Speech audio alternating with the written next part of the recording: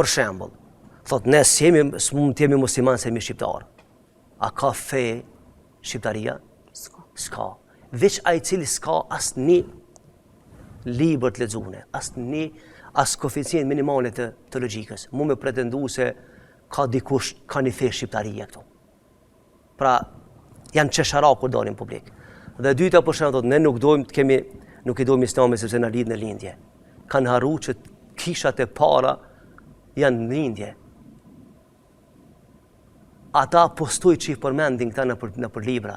Janë shqiptarë. Kanë harruar që Spanja e kanë zhvilluar musliman? Shumë faktë kjo. Kanë harruar pjesë. Kanë këtë gjendje për shembull dhe diskutojnë, thonë na po flasim shqip. Në anën tjetër, nëse studion historinë tonë individuale, janë të dështuar në jetë.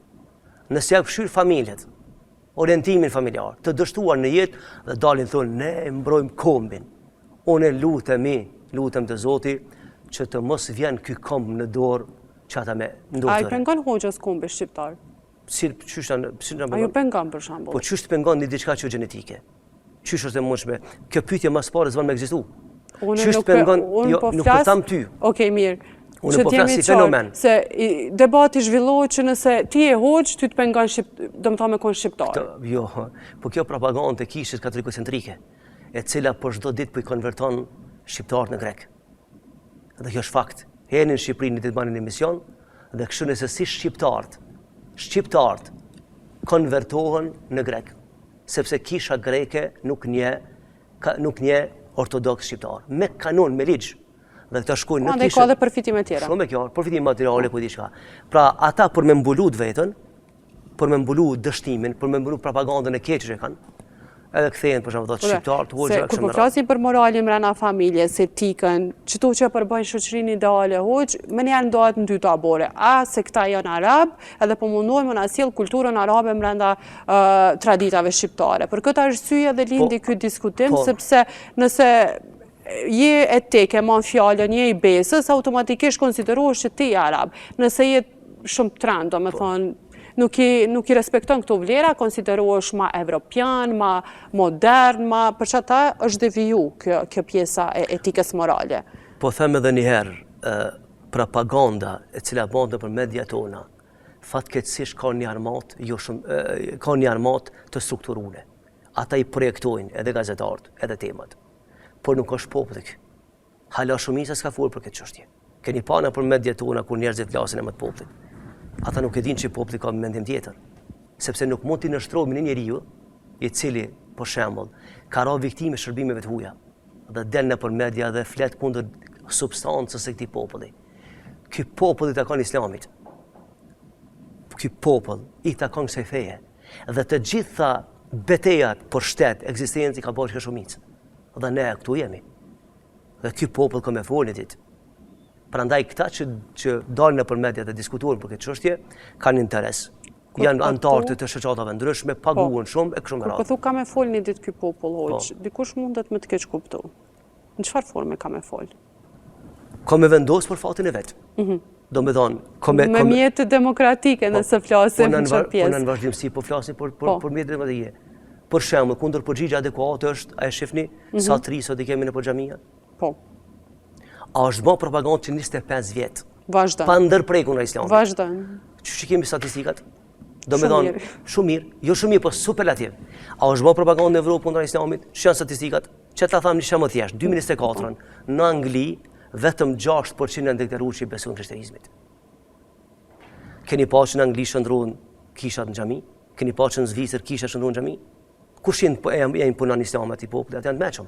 Askush. Ata lexojnë vetë. Pra ky popull në heshtje e kupton orientimin. Mund të flasim neve në vëdhimet koha, që pse humbi kohën apo edhe gjenerata. Edhe gjenerata, pse shkatrojmë familje, shoqëri. E pastaj na bën të vonë me riparu, por ndryshe sepse nuk kemi këtu na për të bërë shtet islam. Këtë duhet ta themi. Ne jemi musliman. Ne mund të bashkëtojmë me të ligje pa problem hiç.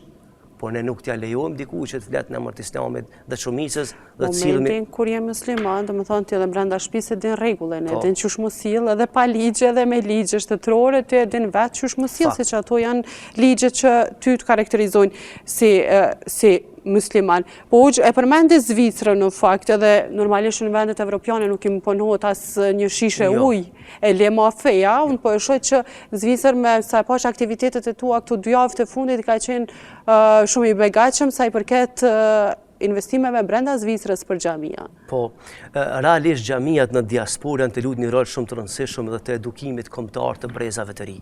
Sepse vetëm në institucionet e xhamisë, ku ekziston edhe katedra, mësohet gjuha shqipe. Ekziston edhe shteti jonë aty, ambasada, e cila ka organizuar mësim. Gjuha shqipe the? Po, në gjuhë shqipe. Që se po ju akuzojnë? Jo, ne nuk kemi ndëgjo. Ne nuk e kemi fare dert kush na akuzon. Sepse Kosova është e vogël dhe ato që flasin për një orë e kuptojnë ku janë ata. Domethënë fare s'kanë hiç fare, ata kanë interes personal të vetin. E interesin e personal nuk mund ta dikton vlerat e këtij populli. Ata do të vinë ditë që vetë do të dështojnë. Dhe dështimi plot, nuk ka dyshim aty. Ne ecmi rrugës tonë, se kemi dert këtë çështje. Po them, në diasporë, tu përfshin Norvegjin, Gjermaninë, Zvicrën, Italinë, vendet e Evropës në përgjithësi. Në xhami ekzistojnë qindra nxënësa të cilët mësojnë shqip. Ato nxënësa janë shqiptarë, kanë lindë në Zvicër. Kanë lindë, domethënë janë me në Zvicrës, por që shkojnë në xhami dhe mësojnë gjuhën shqipe. Dhe të gjithë ato që frekuentojnë xhamit nëpër Evropë, të gjithë flasin lirshëm shqip, kanë ambicie për shtetin shqiptar, kanë lidhje emocionale me shtetin, sepse nëse i shkputet gjuha, i shkput lidhje emocionale me vendin. Andaj po flasën këtu që po folet anglisht më shumë se sa shqip. Po, për këtë arsye është rreziku i madh i këtyre pseudo-shqiptarëve, të cilët dëshirojnë ta tetërsojnë, a kanë qëllime tjera për mu duk ma modern. Shumë e qartë. Për mu duk ma modern. Ne kemi njerëz për shembull që flasin këtu, mos ta bëj personale, që flasin kombi, tradita, gjuha, ndërkohë që fëmijët e tyre nuk dinë shqip. Që mos flasim me emrin me emër. Për këtë arsye thash një ditë do të flasmi, do të flet populli. Përgjithësi për shoqërinë, kështu që përgjithësi, për këtë arsye thash një ditë do të flet populli, sepse bën të padurueshëm kur flasin për kombi shqiptar ku diçka, ndërkohë që fëmijët e tyre kanë martuar me grek, tjerë kanë martuar me ku diçka atje, edhe thon kombi. Kanë harruar që ne shqiptarët, shumica absolute muslimane, ne kemi kodet familjes bege strukturune. Edhe gjithmonë kanë miruar të kode. Dhe kena me vazhdu, me ndërtu këtë shtet, me mekanizma më modern të mundshëm, dhe me bë këtë vend më dashur se sa vende kudo tjera në botë. Pra, si shoqëri shqiptare kemi shpresë që këto kode t'i ruajmë edhe të krijojmë një shoqëri ideale për gjeneratat e ardhshme. Sepse për momentin jemi një farë prove, kështu si gjenerat, po i kemi goxha probleme orientime. Jemi në tranzicion dhe ne duhet të bëjmë pamundurën që t'i qëndrojmë vlerave tona, sepse nëse shuhen pastaj probleme shumë. Po ky tranzicioni hoqë ka pre një fund? Mos haro, një gjenerat është. 99 është një gjenerat. Një gjenerat? Po, o shkriu një gjenerat. Që tash është koha me eduku gjeneratën pas 20 viteve. Po ju një gazetarë dhe ndoshta keni edhe hulumtime të tilla. A e vreni për shembull që situata tash në 2025 nuk është e njëjtë ku në 2015? Jo, sidomos 2015 ka qenë këgja pike. Sepse, dëgjo, vetë prindrit janë të pa që diçka nuk në rregull. Vetë prindrit janë të pa që diçka nuk funksionon. E vërtet.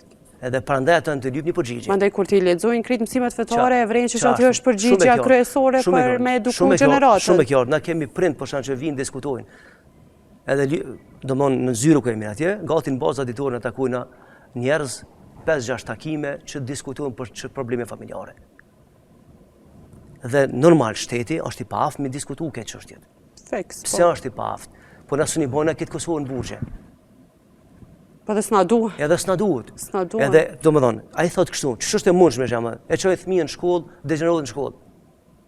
Ku është problemi? Dhe ne i themi për shembull, mos ja shput lidhjen me Zotin, sepse nëse ai mendon që nëse fëmia edukohet në atë mënyrë që vetëm ligji i kësaj jete të cenzuron, ai momenti kur ka mundësi me thy ligjin e thën. Po. A kur i thu kudo që të shkosh në ditë që më dhon llogari para Zotit? Po të sheh Zotin. Normal, ai pastaj e krijon një personalitet që ajo që s'është e tij, ajo që si takon nuk e bën. Mënyra që komunikon tjetër me ta ky nuk e bën si ai, por në sodat njerëzorës e zhvillon jetën e vet, mirë me punë vetë kështu me radhë.